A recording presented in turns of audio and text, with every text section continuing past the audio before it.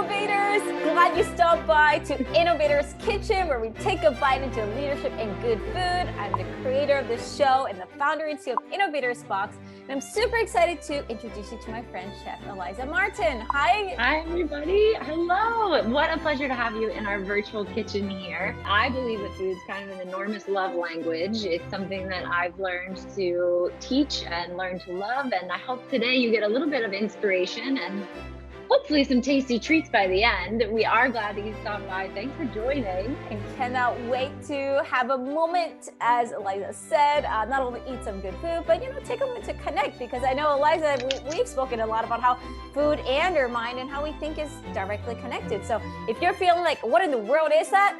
You're gonna only find out by joining us later in the conversation. So we'll see you later.